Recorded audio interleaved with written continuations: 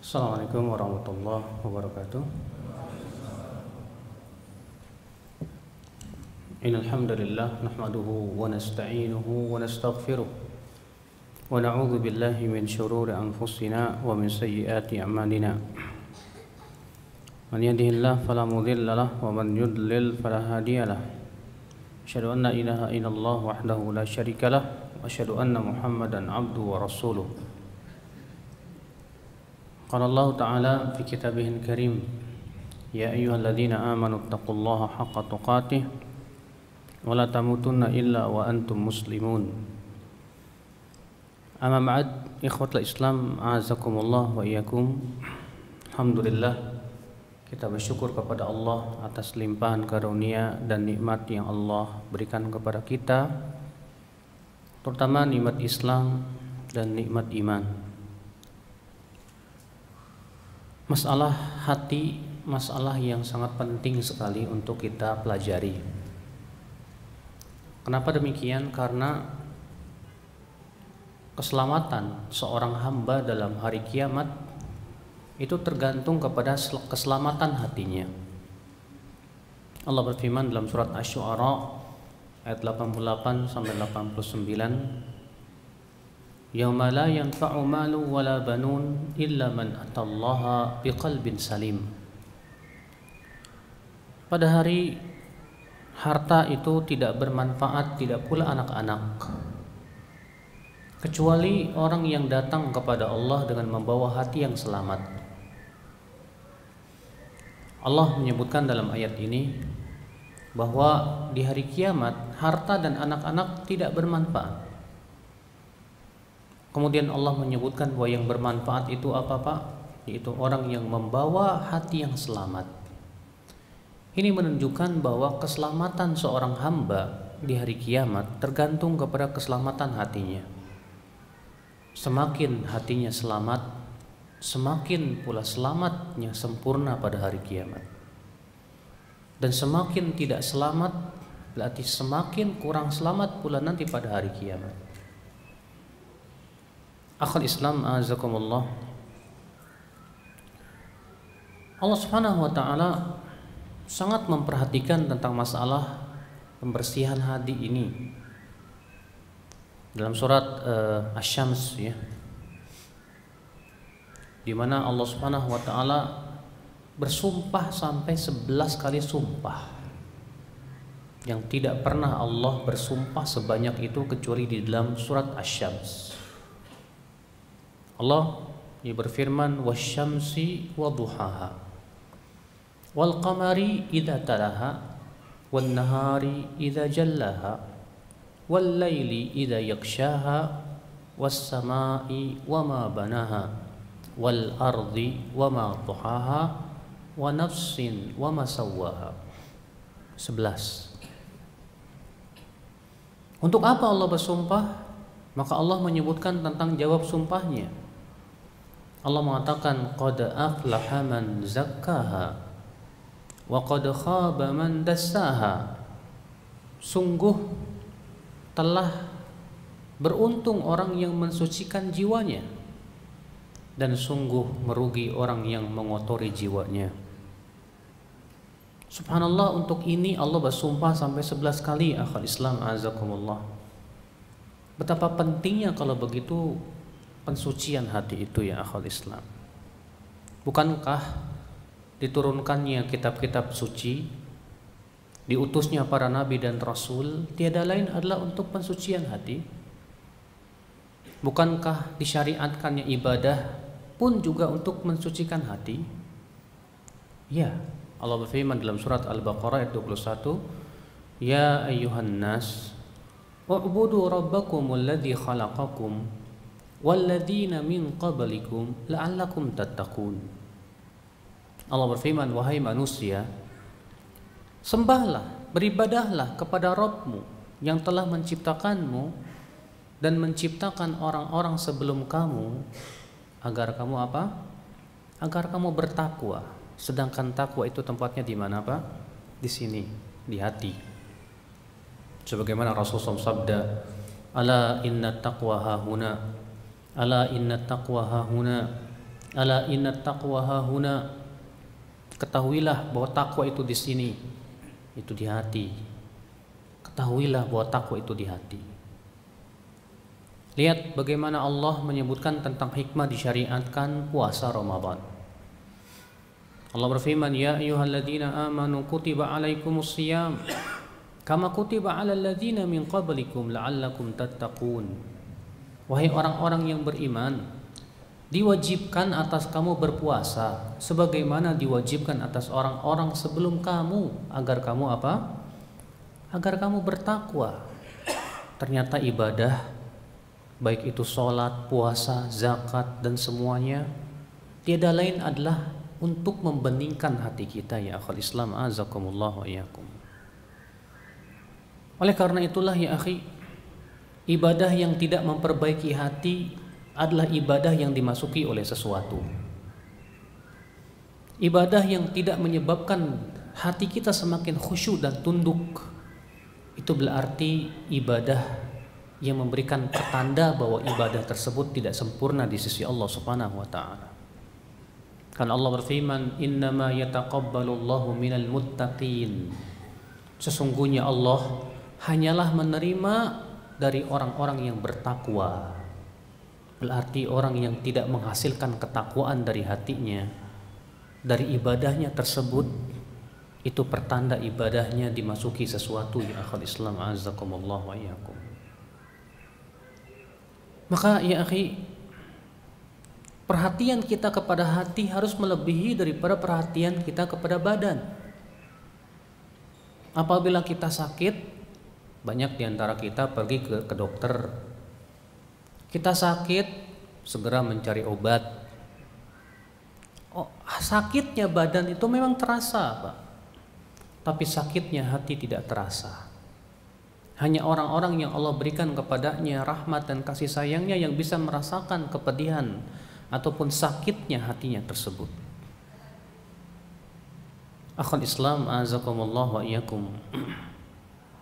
Oleh karena itulah, lihatlah ketika Allah mensifati orang-orang munafikin dalam surat Al-Munafiqun, ya. Allah mengatakan, wa idza ra'aitahum tu'jibuka ajsamuhum. Apabila kamu melihat orang-orang munafik itu, badan-badan mereka, jasad-jasad mereka membuat kamu kagum, kata Allah. Orang-orang munafik rupanya perhatian terhadap badannya luar biasa, Pak. Badannya bagus-bagus, ya, sterek-sterek. Ini menunjukkan bahwa kita sebagai seorang muslim jangan melulu yang kita pikirkan adalah badan. Tidak, yang terpenting hati. Kalau Bapak punya badan yang hebat, seletarek dan yang lainnya, Pak, itu tidak akan menyelamatkan dari adab kubur. Kalau kita punya badan yang tinggi besar dan kuat, sama sekali tidak akan bisa menahan adab Allah sedikit pun juga. Makanya dahulu para sahabat lihat bagaimana perhatian mereka terhadap hati luar biasa. Al Hasan Al Basri berkata, "Ma fuddila ashabu Rasulillah SAW bikathratis saum wala bikathratis salah, walakinnahum fuddilu bima waqara fi qulubihim." Dahulu para sahabat tidaklah diberikan keistimewaan oleh Allah karena banyaknya puasa, tidak pula karena banyaknya sholat. Akan tetapi mereka diberikan keutamaan karena apa yang ada di hati-hati mereka. Naam akhal Islam.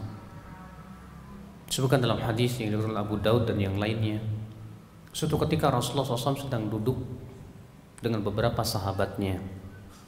Lalu muncullah seorang laki-laki. Lalu Rasulullah bersabda, "Yatlu'ul an rajulun min ahlil jannah." Sekarang akan muncul seorang laki-laki dari penduduk surga. Kemudian muncullah seorang lelaki Ansar. Dalam keadaan ia telah berwudu dan ia menenteng sandalnya tersebut. Keesokan harinya kembali Rasulullah SAW bersabda, "Yatlu'ul an rajulun min ahlil jannah." Akan muncul sekarang seorang laki-laki penduduk surga. Ternyata yang muncul lelaki yang kemarin. Keesokan harinya Rasulullah bersabda lagi, "Yatlu'ul an rajulun min ahlil jannah." Sekarang akan muncul lelaki penduduk surga. Ternyata yang muncul yang kemarin lagi. Maka Abdullah bin Amr bin Al-As berkata, siapa orang ini? Aku ingin melihat bagaimana ibadahnya dia. Pergilah ia ke rumah orang tersebut dan berkata, wahai fulan, aku lagi sedang bermasalah dengan ayahku. Boleh saya menginap di rumahmu 3 hari? Silakan, kata dia. Maka kemudian Abdullah bin Amr pun menginaplah di rumah orang tersebut. Tujuannya ingin melihat bagaimana ibadah orang ini. Ternyata tidak ada sesuatu yang istimewa. Setelah 3 hari lamanya Abdullah bin Amr pun berkata, hai fulan, sebetulnya aku tinggal di rumahmu itu karena aku mendengar Rasulullah 3 kali berturut-turut mengatakan bahwa engkau penduduk surga. Aku ingin tahu bagaimana ibadahmu, hai fulan. Dan ternyata aku tidak mendapatkan sesuatu yang istimewa pada dirimu. Orang ini berkata, ya, ibadahku seperti yang kamu lihat. Tidak ada kelebihan apa-apa. Kemudian beliau berkata, kecuali aku tidak pernah merasa dengki kepada siapapun juga. Masya Allah. Rupanya Pak, hatinya bening. Hatinya bersih dari dengki. Padahal siapa di antara kita yang tidak pernah dengki?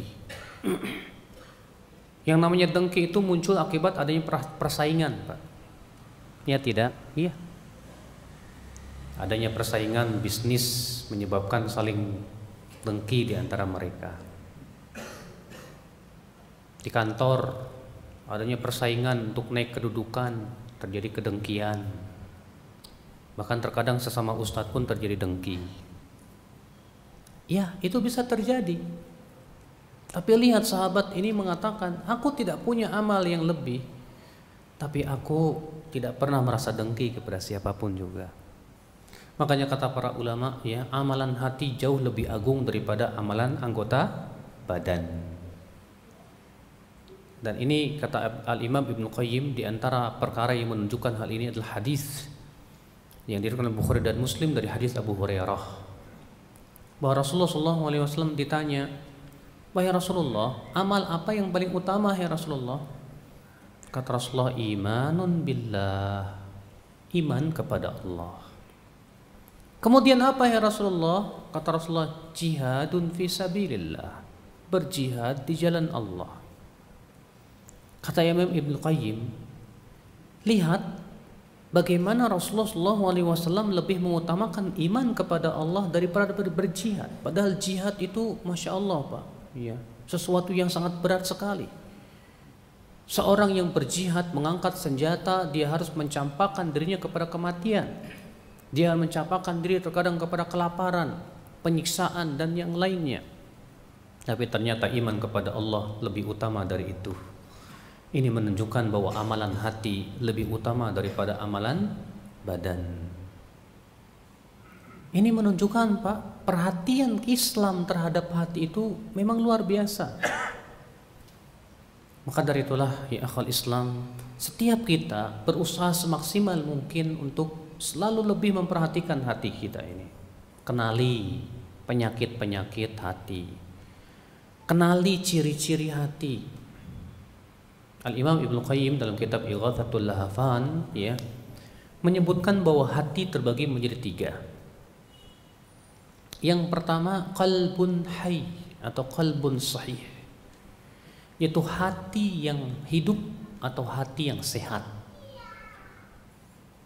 Ya.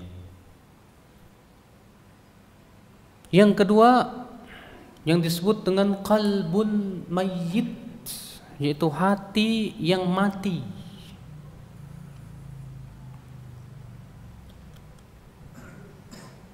Yang ketiga yaitu qalbun marid, yaitu hati yang sakit. Ya, hati yang apa? Ya, hati yang sakit.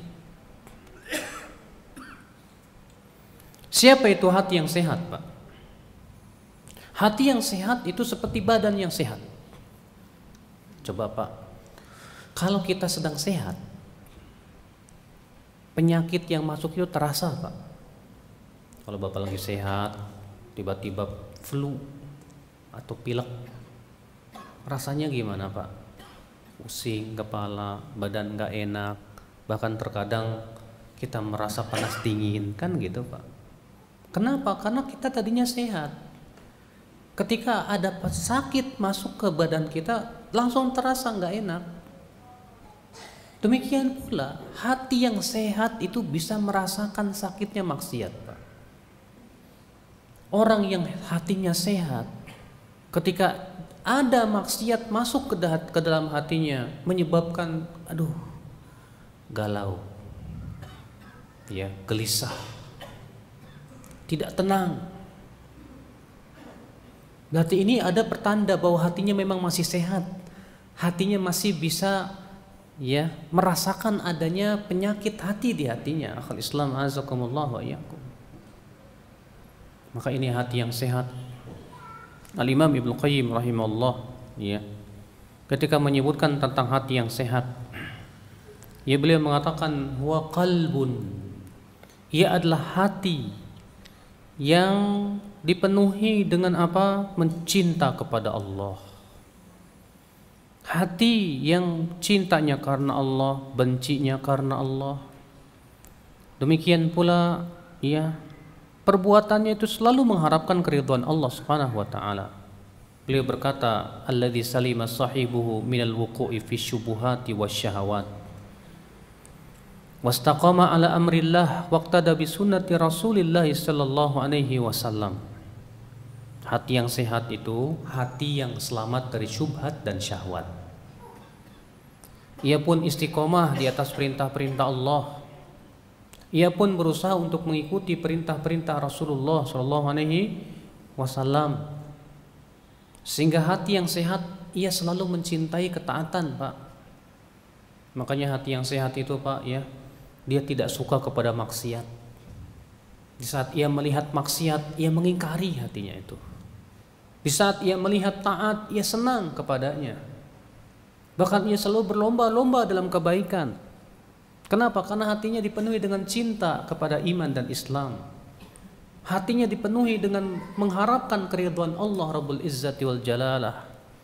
Sehingga akhirnya hati tersebut hati yang hidup. Bahkan Pak, hati semakin hidup, semakin sehat, semakin bening, ia diberikan oleh Allah firasat yang sangat kuat sekali. Hati semakin bening, semakin diberikan oleh Allah pemahaman yang sangat dalam sekali. Makanya lihatlah para sahabat, orang yang paling bening hatinya, makanya pemahaman mereka paling dalam. Lihatlah para ulama, mereka orang yang paling bening hatinya, maka mereka orang yang sangat faqih dalam agama. Dengan kebeningan hati itulah, ya akhwal Islam, dibukakan pintu-pintu ilmu kepada dia. Ikhwatal iman, azakumullah wa iyyakum. Adapun hati yang mati, apa itu? Hati yang sudah tidak lagi merasakan sakitnya maksiat, Pak. Antum lihat orang mati, kalau orang mati kita tusuk-tusuk dengan dia sudah tidak merasakan sakit lagi, Pak. Iya. Orang yang sudah mati Bapak guyur pakai air dingin, dia tidak merasakan dingin lagi, Pak. Orang yang mati Bapak pukul-pukul dengan tangan, ia sudah tidak merasakannya lagi, Pak. Demikian pula hati yang mati pun sudah tak lagi merasakan sakitnya maksiat. Kadang orang yang hatinya mati itu, Pak, ya, bahkan ia merasa senang dengan maksiat, Pak. Orang yang hatinya mati itu bahkan terkadang merasa bangga dengan maksiat, Pak. Masya Allah. Sehingga ketika ia mau melaksanakan ketaatan, berat rasanya. Ketika ia mau pergi ke masjid, terasa berat kakinya, Pak. Bahkan terkadang hati yang mati itu malah membenci orang yang berbuat ketaatan. Dia melihat orang yang pergi ke masjid nggak suka. Dia melihat orang yang wanita yang berjilbab nggak suka. Kenapa? Karena hatinya telah dipenuhi oleh maksiat, telah hitam kelam. Bahkan hati yang mati itu melihat kebenaran sebagai sebuah kebatilan. melihat kebatilan sebagai sebuah kebenaran. Ini kata Salman Al-Farisi, ya, hati yang terbalik, bukan mati lagi, terbalik bahkan. Seharusnya kebenaran dilihat sebagai sebuah kebenaran, tapi karena hatinya sudah terbalik, ia melihat kebenaran sebagai sebuah kebatilan. Subhanallah. Ikhwatul Islam, azakumullah wa iyyakum. Wallah, tidak ada musibah yang paling besar bagi seorang hamba, Pak, kecuali kematian hatinya. Karena kematian hati lebih parah daripada kematian badan. Orang yang badannya mati dah selesai, tapi orang yang hatinya mati, ia berbuat kerusakan di muka bumi. Orang yang hatinya mati, ia menghalang-halangi manusia dari jalan Allah. Orang yang hatinya mati bahkan ya berusaha untuk memahami agama dengan sesuai dengan hawa nafsunya saja. Sehingga kata Ibnu Qayyim, orang yang hatinya mati itu panglimanya apa? Hawa nafsu. Kendaranya apa? Kelalaian. Cinta bencinya bukan karena Allah, tapi kepentingan dirinya. Demikian pula ya wala dan baroknya, pemberian loyalitasnya, semuanya bukan karena Allah, tapi karena kepentingannya. Subhanallah, akal Islam, azakumullah. Ini hati yang mati. Ya bahkan terkadang kita melihat orang-orang yang hatinya telah mati itu, Pak, subhanallah, ya. Justru ia merasakan nikmat dengan berbuat maksiat dan maksiat. Bahkan ia merasa rindu untuk berbuat maksiat kepada Allah Subhanahu wa taala. Allah as-salamata wal afiyah. Adapun yang ketiga, hati yang sakit. Maka hati yang sakit ini kata Al-Imam Ibnu Qayyim, fihi maddatan. Ada dua unsur padanya. Ada unsur iman dan unsur maksiat. Di hati yang sakit ada cinta kepada Allah, ada. Di hati yang sakit ia masih iman kepada Allah, ia mencintai Rasulullah. Ia pun mengharapkan kehidupan akhirat. Dia pun mengharapkan ridha Allah. Namun dia masih ada unsur lain. Apa itu? Masih suka mengikuti hawa nafsu. Masih dia tertipu oleh dunia dan mengutamakan kehidupan dunia. Nah, sekarang jadi pertanyaannya, Pak, kita ini hati yang mana ya, Pak ya? Mungkin yang ketiga kali ya. Hati yang sakit ya, Pak. Ketika ditanya, Bapak beriman kehidupan akhirat? Saya beriman. Bapak mau mengharapkan keridhaan Allah? Mau. Bapak yakin Bapak akan mati dan akan dibangkitkan? Tahu. Tapi terkadang semangat kita kepada ketaatan lemah gitu, Pak. Iya. Semangat kita kepada kebaikan lemah. Masih kita suka berbuat maksiat. Lati ini orang sedang sakit hatinya, Pak. Masya Allah. Ikhwatul iman, azakumullah wa iyyakum. Dan kalau sakitnya semakin lama, semakin berat, menyebabkan mati. Sebagaimana sakit badan itu semakin berat, badan itu pun akan mati. Maka jangan biarkan seorang mukmin, jangan sampai membiarkan penyakit-penyakit hati itu ada pada dirinya. Maka kewajiban kita apa yang harus kita lakukan terhadap hati kita ini, Pak? Iya. Yang harus kita lakukan adalah berusaha yang pertama introspeksi diri terhadap diri kita dan hati kita. Coba pelajari tentang penyakit-penyakit hati.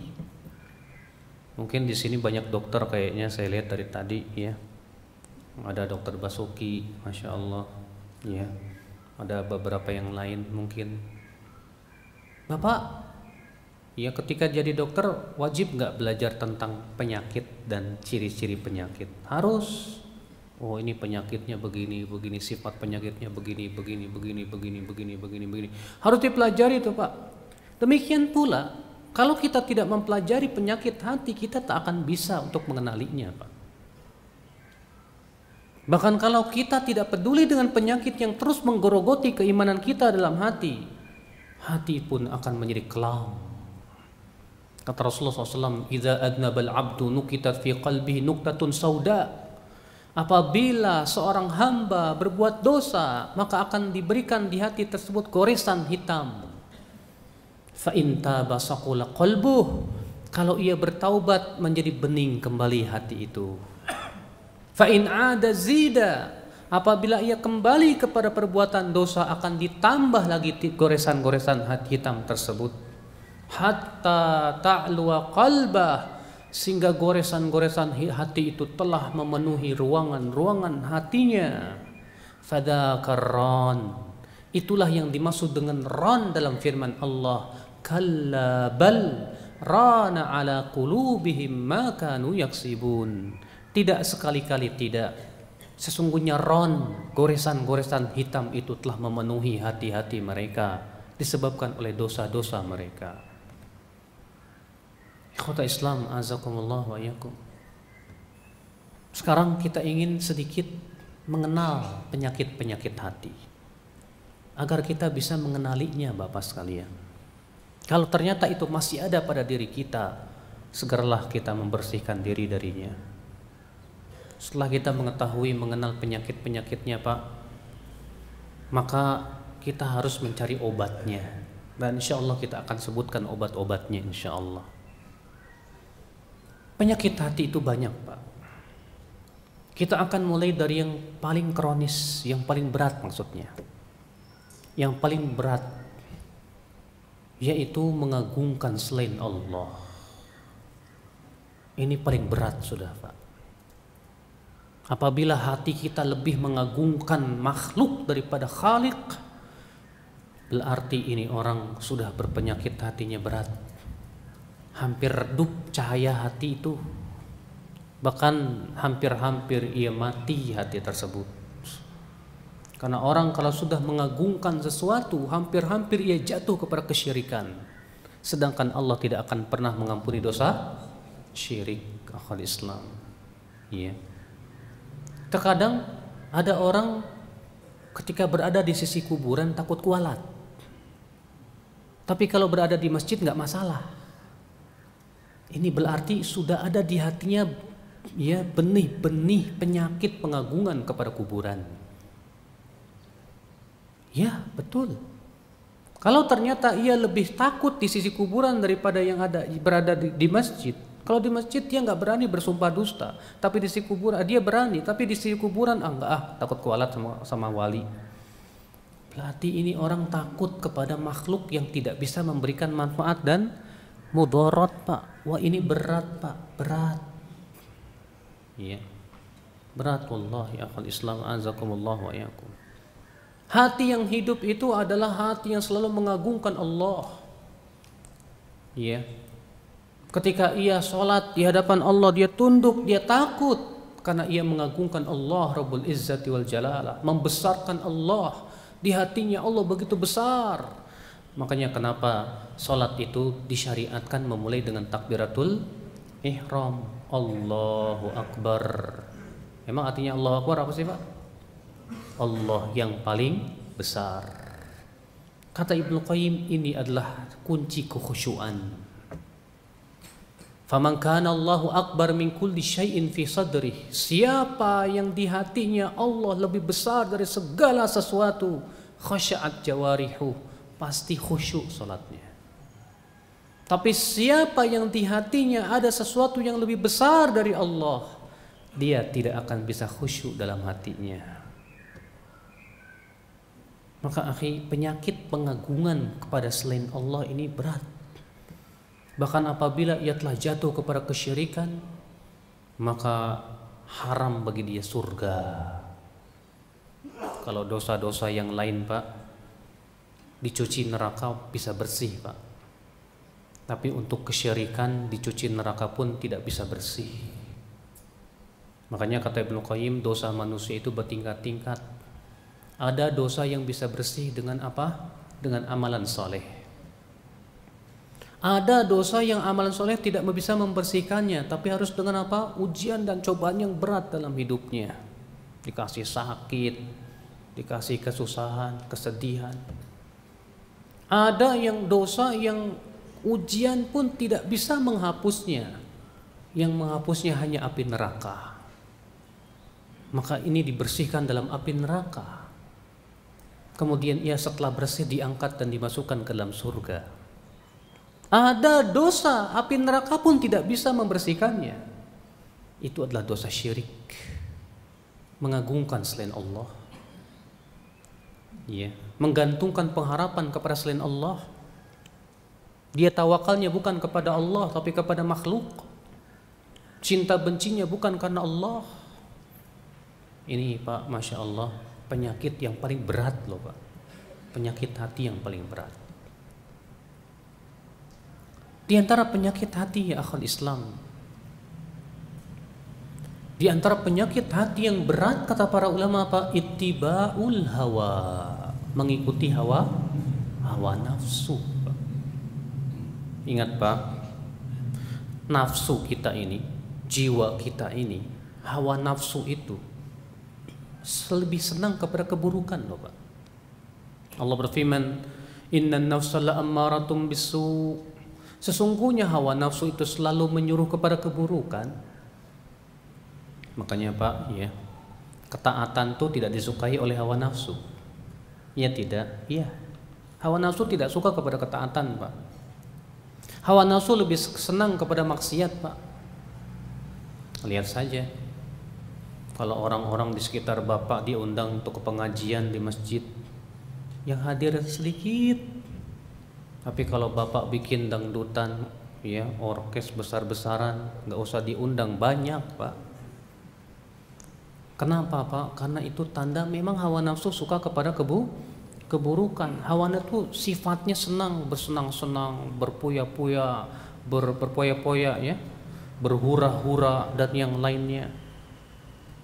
Itu hawa nafsu. Maka dari itu ya akhwal Islam, azakumullah wa iyyakum, mengikuti hawa nafsu ini penyakit berat. Bahkan penuntut ilmu yang selalu mengikuti hawa nafsunya menyebabkan ilmunya tidak bermanfaat. Allah berfirman dalam surat Al-A'raf ayat 175-176, mengisahkan sebuah kisah yang terjadi di zaman Nabi Musa alaihissalatu wassalam. Dia seorang laki-laki namanya Bal'am. Ini orang diberikan oleh Allah ayat-ayat Allah, diajari Taurat, bahkan ia menguasai Taurat. Tapi sayang, orang ini lebih mengikuti hawa nafsu daripada mengikuti ayat-ayat Allah. Allah berfirman dalam surat Al-A'raf ayat 175 itu, watlu alaihim naba alladhi atainahu ayatina fansalakha minha faatba'ahu syaitanu fakana minal ghawin walau syi'na larafa'nahu biha walakinnahu akhlada ilal ardi wattaba'a hawah famathaluhu kamathalil kalb, kata Allah. Bacakan kepada mereka hai Muhammad tentang orang yang kami ajarkan kepadanya ayat-ayat kami, kemudian ia pun lepas darinya, lalu setan pun mengikutinya, maka ia pun termasuk orang-orang yang tersesat jalan. Lihat, Allah mengatakan bacakan tentang orang yang tadinya diajarkan ayat-ayat Allah, kemudian ia lepas dari ayat tersebut, ia pun diikuti syaitan dan ia jadi orang yang sesat. Lalu Allah berfirman di ayat 176-nya, walau syi'na la rafa'nahu biha, kalaulah kami kehendaki, kami akan angkat derajatnya dengan ayat-ayat kami itu. Walakinnahu akhlada ilal ardi wattaba'a hawah, akan tetapi dia lebih condong kepada dunia dan mengikuti hawa nafsunya. Maka perumpamaan dia, kata Allah, seperti anjing yang menjulurkan lidahnya. Subhanallah Pak.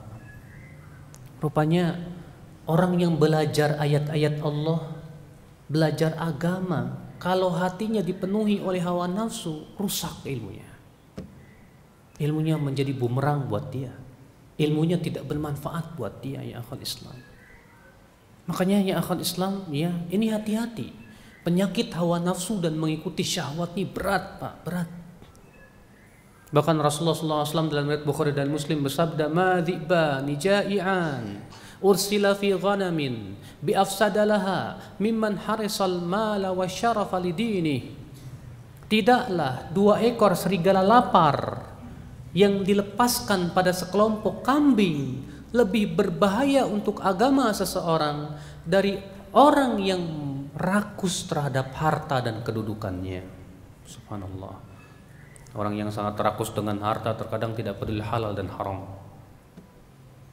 Ya, kata Rasulullah SAW, sayati 'alan nasi zaman la yubalin nasu fih min aina iktasabal mal am min halal am min haram. Nanti akan datang suatu zaman, kata Rasulullah, manusia sudah tidak peduli lagi mengambil harta dari mana, apakah dari yang halal atau dari yang haram, sudah tidak peduli. Karena sudah sangat cinta harta, Pak. Orang yang sangat cinta kedudukan terkadang tidak peduli Pak halal dan haram. Yang penting bagaimana dia mendapatkan kedudukan. Akhirnya dia pun ya perbuatan-perbuatan maksiat pun tidak peduli bagi dia. Fa'allahu musta'an wa alaihi tiklan. Ini penyakit yang sangat berat, Pak, yang tidak boleh ada pada hati kita. Makanya kata Rasulullah SAW apa? Inna mimma akhsha alaikum, sesungguhnya di antara yang paling aku khawatirkan atas kalian hai umatku, syahawatul ghayyi fi furujikum wa butunikum wa hawan muttaba'. Sesungguhnya di antara perkara yang paling aku khawatirkan atas kalian hai umatku apa? Syahwat yang menyesatkan yang ada pada perut dan kemaluan kalian itu, dan hawa nafsu yang diikuti, kata beliau. Masya Allah, ikhwata Islam azakumullah wa iyyakum. Ini penyakit hati, Pak. Penyakit cinta dunia, penyakit cinta syahwat. Iya. Gara-gara penyakit cinta dunia, sesama muslim berantem. Jangankan begitu, terkadang orang yang udah lama ngaji pun gara-gara dunia pecah, saling dengki dan yang lainnya. Kenapa? Penyakit hati. Iya. Kemudian akhal Islam azakumullah wa iyyakum, di antara penyakit hati, dan ini merupakan penyakit iblis la'anahullah. Al-Imam Ibnu Qayyim rahimahullah ketika menyebutkan tentang jenis-jenis penyakit hati, beliau bagi-bagi sesuai dengan jenisnya. Ada jenis penyakit yang merupakan sifat iblis. Ada jenis penyakit yang merupakan sifat hewan binatang ternak maksudnya ya. Adapun yang sifat hewan, kalau hewan biasanya apa? Rakus, ya kan? Kemudian senangnya makan, minum, udah pokoknya dia pikirin apa? Makan toh. Iya, pikiran dia cuma makan aja, ngikutin hawa nafsu makan dan yang lainnya. Ada lagi yang merupakan sifat binatang buas. Binatang buas itu apa, Pak? Dia maunya menguasai orang lain. Itu sifat binatang buas. Keras, kasar, sangar. Ada tidak sifat seperti itu pada manusia, Pak? Ada sifat binatang buas ini. Iya. Ada lagi yang merupakan sifat iblis. Ini yang akan kita bahas. Apa sifat iblis? Sombong. Iblis sifatnya sombong dia. Allah berfirman apa? Wa idz qulna lil malaikati isjudu li adama fasajadu illa iblis aba wastakbara wa kana minal kafirin. Dan ingatlah ketika kami berkata kepada para malaikat, sujudlah kalian kepada Adam, maka mereka pun sujud semuanya kecuali iblis. Apa kata Allah? Aba wastakbar, ia pun enggan dan sombong. Masya Allah. Bapak tahu sombong itu apa, Pak? Sombong itu kata Rasulullah SAW apa? Batarul haqqi wa ghamtun nas, menolak kebenaran dan menganggap remeh manusia. Itu sombong, Pak. Ada orang merasa dirinya sudah lama ngaji, sudah banyak hafalan Quran, hafalan hadis. Pas ngelihat orang yang baru ngaji, dia remehkan, sombong. Ada orang merasa dirinya kaya raya, punya harta, segalanya ada, fasilitas lengkap, mobil mewah, rumah megah. Pas ngelihat orang miskin, dia remehkan, sombong. Ada orang diberikan oleh Allah kedudukan, ketika ia melihat yang lebih rendah, dia remehkan, sombong. Kata Rasulullah, la yadkhulul jannah, tidak akan masuk surga orang yang ada dalam hatinya sebesar biji sawi dari apa? kesombongan. Ingat Pak, sombong itu hanya untuk Allah saja, tidak untuk kita. Iya. Bapak sombong dengan harta, memang yang ngasih Bapak harta siapa? Allah. Itu harta yang Bapak miliki milik siapa? Allah. Tapi kalau begitu itu milik Allah yang Allah titipkan kepada Bapak. Iya enggak? Bagaimana menurut pendapat Bapak kalau ada orang sombong dengan barang titipan? Nih saya punya mobil, punya rumah, ternyata titipan orang semua. Lucu enggak kira-kira? Lucu banget. Kok kamu sombong dengan barang titipan sih? Ya, itu dalam kehidupan manusia.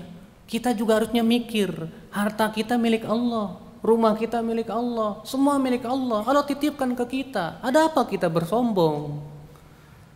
Tak layak bagi seorang hamba untuk bersombong, ya akhul Islam, azakumullah wa iyyakum. Ya. Ini sifat iblis, sombong. Menolak kebenaran hanya karena yang mendatangkan kebenaran itu lebih mudah dari dirinya. Karena yang mendatangkan kebenaran itu dari apa? Dari orang-orang yang dia tidak sukai. Makanya ya akhul Islam, azakumullah, ini kesombongan, Pak, sombong. Apalagi penyakit iblis, ujub, merasa bangga dengan kelebihannya. Iblis itu merasa bangga dengan kelebihannya, Pak. Memang sebelum Nabi Adam diciptakan, ya, iblis itu diberikan oleh Allah kelebihan. Ya, dia disuruh megang surga, memegang langit dunia. Bahkan iblis itu orang yang paling hebat ibadahnya dibandingkan malaikat yang lain. Tapi ketika Allah menciptakan Nabi Adam dan Allah lebihkan Adam dari semuanya, dengki iblis itu. Berarti ini sifat iblis juga apa itu? Dengki, Pak, dengki. Iya. Maka akhul Islam, azakumullah wa iyyakum, ujub. Iblis merasa ujub dengan bangga diri dengan kelebihannya. Sudah begitu iblis dengki kepada orang lain. Ini penyakit hati, Pak. Ketika Bapak berbangga dengan apa? Banyaknya amal, karena Bapak rajin tahajud, karena Bapak rajin infak, karena Bapak rajin puasa Kemis dan Senin.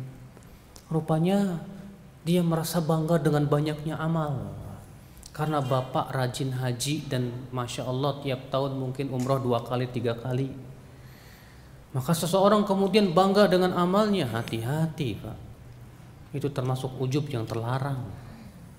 Dan Bapak tahu, ujub itu yang menyebabkan kaum muslimin kalah di perang Hunain, Pak. Iya. Karena berbangga dengan jumlah yang banyak. Allah berfirman, laqad nasarakumullahu fi mawatin katsiratin wa yawma Hunain id a'jabatkum kathratukum falam tughni 'ankum syai'a. Ingatlah, sungguh Allah telah menolong kalian di tempat yang banyak dan di perang Hunain, kata Allah. Ingatlah, di saat itu kalian merasa bangga dengan jumlah kalian yang banyak. Karena waktu itu pasukan kaum muslimin ada 12.000 pasukan, sedangkan orang-orang kafirin Hawazin hanya 4.000. Rupanya sebagian kaum muslimin merasa kita tidak akan kalah karena jumlah kita 3 kali lipat lebih besar. Bangga dengan jumlah yang banyak. Apa yang terjadi, Pak? Ya, pertama kali perang kalah kaum muslimin. Kalah. Maka Allah Subhanahu wa taala abadikan kisah tersebut yang tentang perang Hunain itu. Allah mengatakan, id a'jabatkum kathratukum falam tughni ankum syai'a wa dhaqat 'alaikumul ardu bima rahubat thumma wallaitum mudbirin.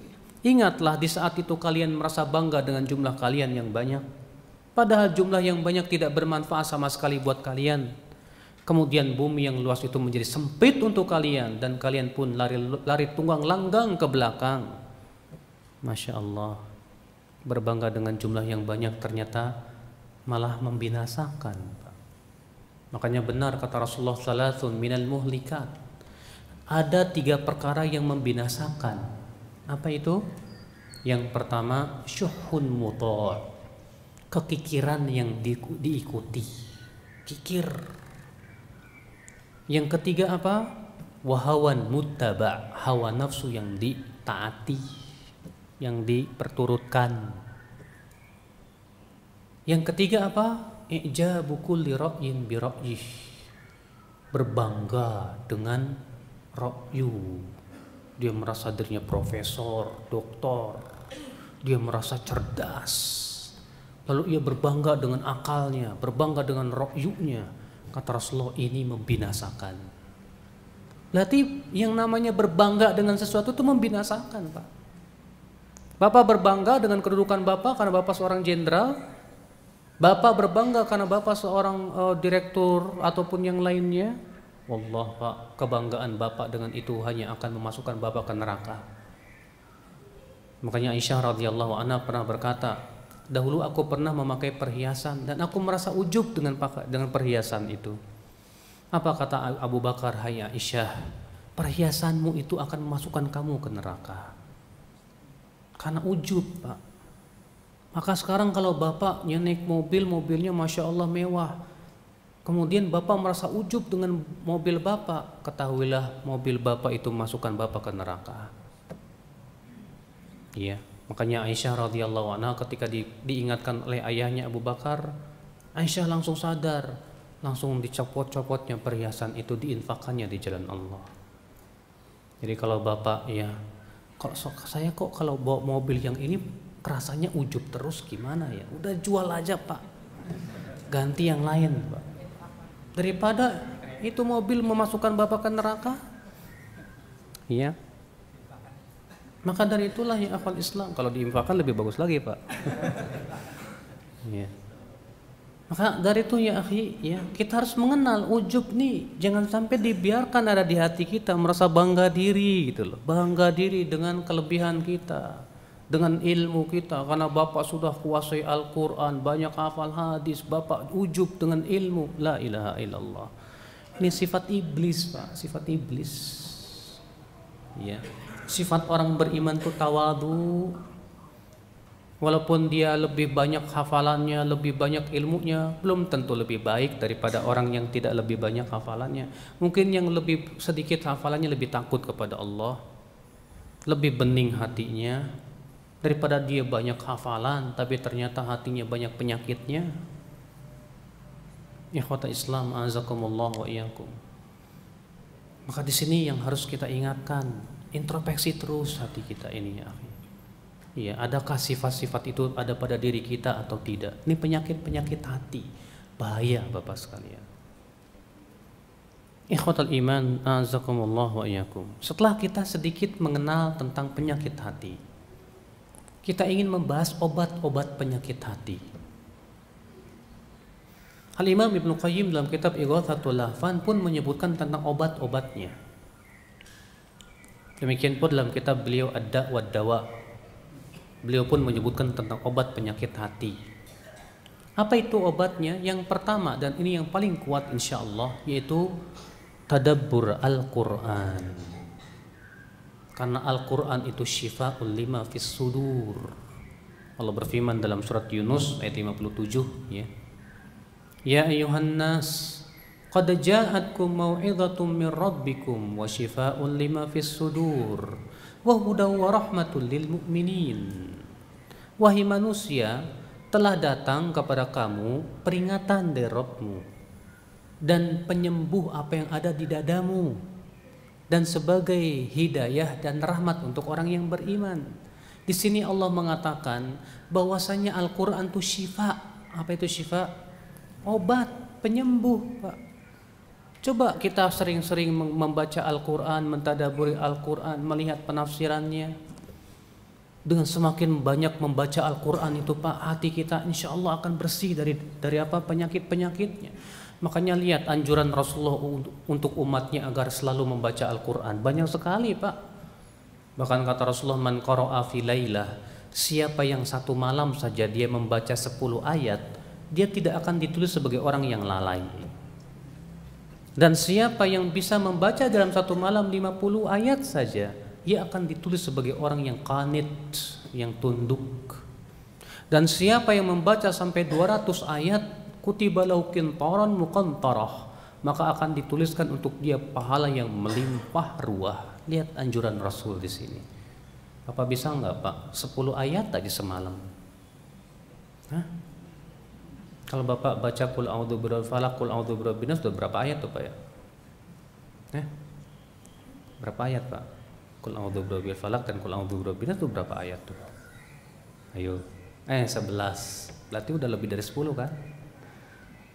Masa sih 10 ayat ini nggak bisa? Semalam aja Rasulullah memberikan targhib kepada kita.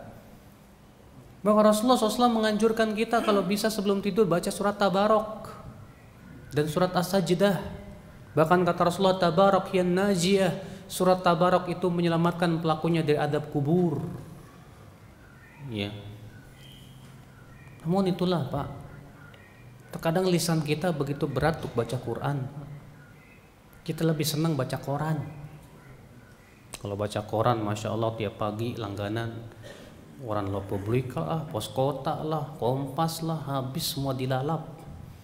Tapi buat baca Quran setengah lembar aja sulitnya minta ampun. La ilaha illallah. Ya. Maka kalau kita ingin hati kita betul-betul dibersihkan dari penyakit-penyakitnya, baca Quran, tadabburi Al-Quran.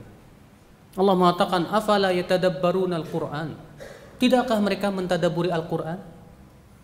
Tadabburi Al-Quran Pak. Yang kedua, obat penyakit hati itu apa? Zikrullah, zikir kepada Allah. Banyak berzikir.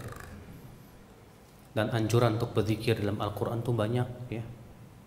Allah berfirman, ya ayyuhalladzina amanu dzkurullaha dzikran katsira wasabbihuhu bukratan wa asila. Hai orang-orang yang beriman, berzikirlah kepada Allah dengan zikir yang banyak, dan bertasbihlah kepada Allah di waktu pagi dan petang. Dan zikir pagi dan petang itu termasuk zikir yang paling sering disebut oleh Allah dalam Al-Quran. Iya, wasabbihuhu bukratan wa asila. Iya. Bahkan Pak, orang yang selalu berzikir itu dimudahkan untuk menjalankan syariat Islam.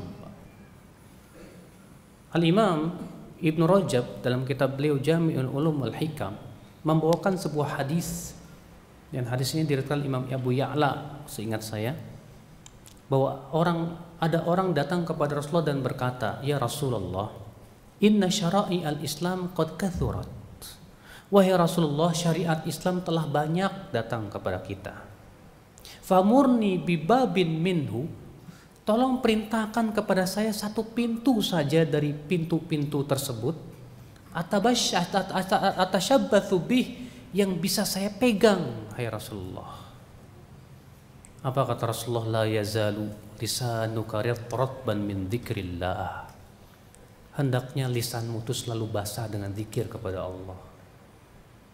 Lihat ketika orang ini mengadu ke Rasulullah, ya Rasulullah, syariat Islam sudah terlalu banyak ya Rasulullah.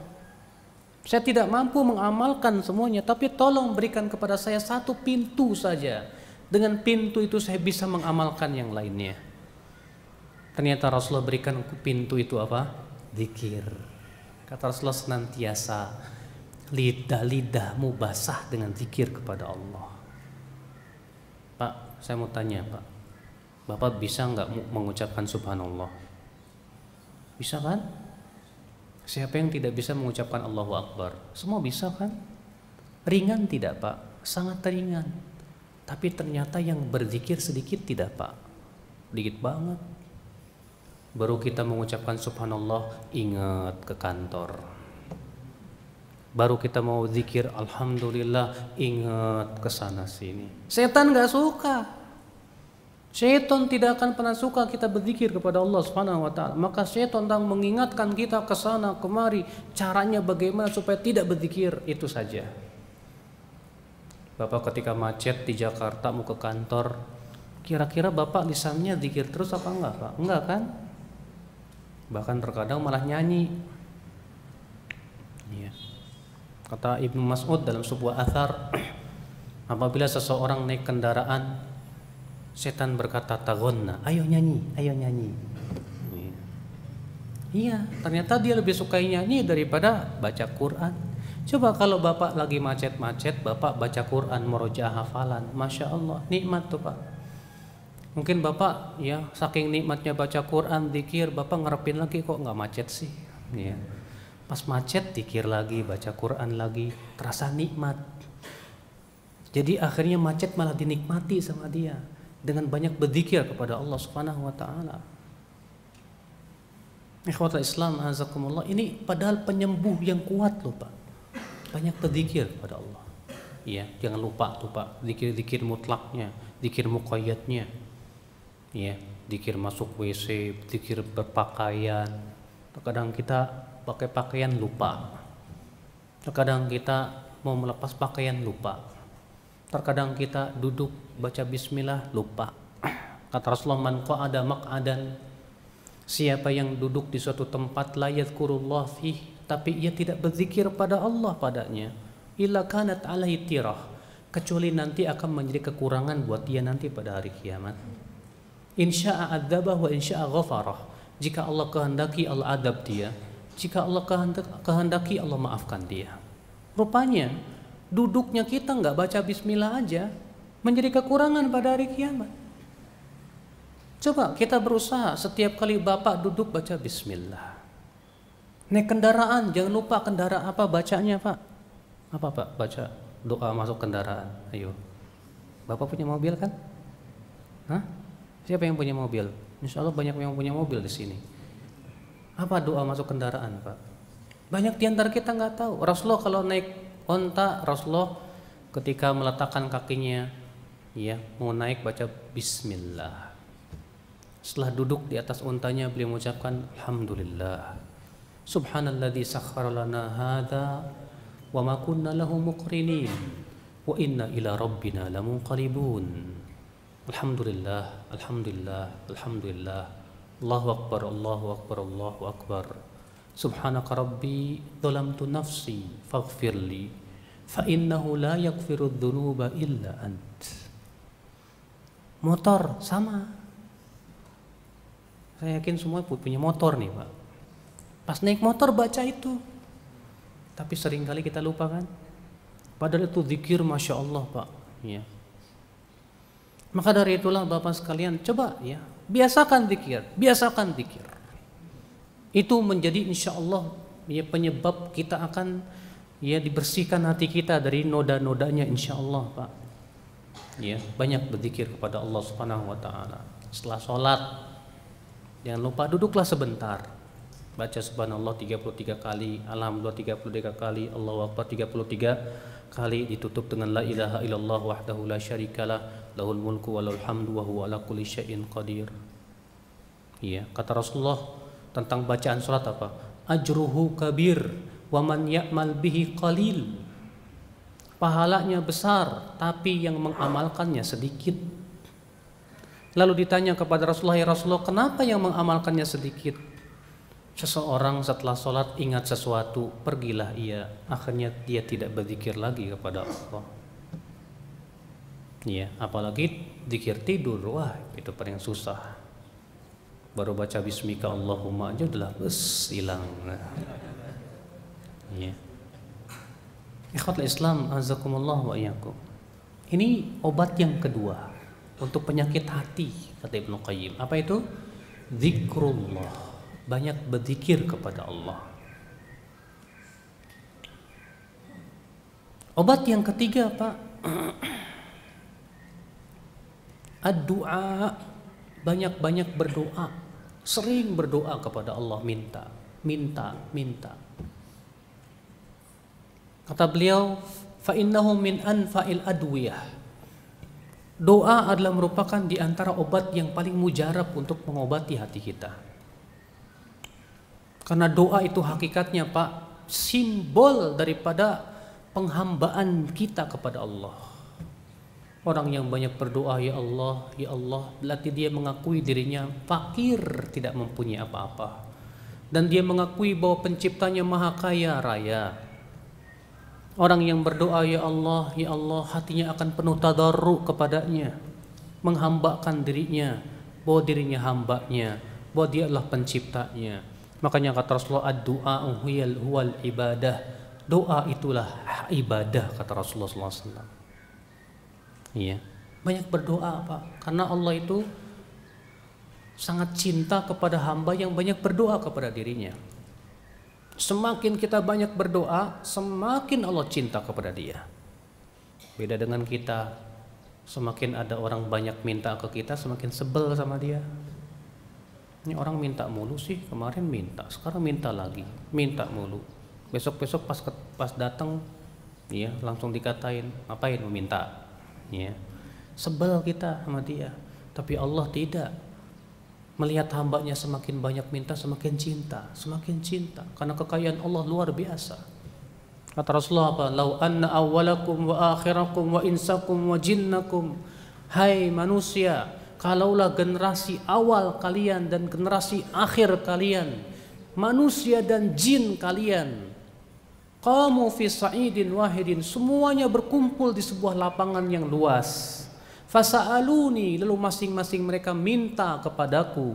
Fa'ataitu kulla wahidin mas'alatah, dan setiap kamu aku kabulkan permintaannya. Mana qasamimma indi, itu tidak mengurangi kekayaanku sama sekali. Illa kama yanqusul mikhyatu idza udkhilal bahra, kecuali seperti apa? Jarum yang dimasukkan ke laut, begitu berkurangnya. Makanya banyak berdoa, Pak, ya Allah, ya Allah. Tapi ingat, ketika kita berdoa itu dengan penuh tadarru, ya, puji-puji Allah, ya, dengan lupa bersalawat untuk Rasulullah SAW. Ini obat yang ketiga. Obat yang keempat daripada penyakit hati, apa itu? Al-ilm. Itu ilmu. Apa itu, Pak? Ilmu. Ilmu tentang apa? Tentang Al-Quran dan hadis. Ini bermanfaat sekali insya Allah. Bapak menuntut ilmu, duduk di majlis ta'lim, mengenal tentang halal dan haram. Bapak menuntut ilmu, mengenal tentang khutwatus syaitan, langkah-langkah syaitan. Bapak menuntut ilmu, mengenal tentang hati, mengenal tentang apa? Ya, penyakit-penyakitnya. Wallah, itu sesuatu yang sangat bermanfaat untuk hati kita insya Allah. Ya. Bahkan ya dengan ilmu kita tahu, wah ini saya sudah kemasukan sombong ini dengan ilmu, Pak. Wah, saya kok tadi meremehkan teman saya ya, astagfirullahaladzim, saya sombong. Dari mana kita tahu? Kita bisa mendeteksi karena kita punya ilmunya. Tapi kalau kita tidak punya ilmunya, kita tidak bisa mendeteksi penyakit hati yang masuk ke dalam hati kita, ya Islam. Saya kok kenapa ya kalau disebutin nama si fulan saya panas rasanya sama dia. Wah, astagfirullahaladzim, dengki nih hati saya nih. Karena tanda dengki begitu biasanya. Ya, ketika nama orang yang kita dengki disebutin, hati kita panas, nggak suka, kesel gitu. Ya panas karena dia saingan saya. Kata para ulama, ini tanda dengki. Cepat-cepat obatin. Caranya gimana? Doain dia. Ya Allah, semoga engkau rahmati dia, semoga engkau ampuni dosa dia. Dengan cara mendoakan dia, insya Allah hilang tuh Pak kedengkian di hati kita. Iya. Nah demikian Pak. Saya ini kok kalau dikasih iming-imingan dunia semangat banget, tapi kalau diiming-imingi pahala akhirat kurang. Kenapa ya? Kalau ngedengar tentang hadis keutamaan sholat berjamaah lebih baik daripada sholat sendirian 27 kali lipat, kok hati saya nggak bergerak. Tapi kalau dibilang siapa yang sholat dapat kijang Innova, kok saya semangat ya? Kenapa ya? Ini berarti orang masih cinta dunia, Pak. Seakan dunia itu segalanya. Buktinya apa? Kalau dikasih iming-imingan akhirat nggak tergerak. Seakan akhirat itu hanyalah bualan. Seakan-akan akhirat itu hanyalah apa? Cerita-cerita orang-orang terdahulu. Tapi kenapa ketika diberikan imingan dunia kalau kita baru semangat, seakan-akan dunia itu lebih utama daripada akhirat? Ini berarti ada penyakit hati di hati kita. Penyakit hati itu. Iya. Masya Allah, akhwat Islam, azakumullah wa iyyakum. Maka dari itu Pak, ini adalah obat-obat hati. 4 obat yang sangat bermanfaat insya Allah. Iya. Yang pertama Al-Quran, yang kedua zikrullah, yang ketiga apa? doa. Yang keempat, ilmu. Maka dengan 4 perkara ini insya Allah hati kita akan menjadi hidup. Kemudian Pak, ada sebuah perkataan Al-Imam Ibnu Qayyim yang sangat bagus sekali. Beliau berkata dalam kitab Ighatsatul Lahfan, ketahuilah bahwa kesehatan hati itu tidak ada bedanya dengan badan manusia. Manusia, kata beliau, untuk memelihara kesehatannya supaya badannya itu sehat, butuh kepada 3 perkara. Dan ini yang ditunjukkan oleh dalil-dalil syariat. Apa itu? Yang pertama, harus menjaga stamina atau kekuatan tubuh.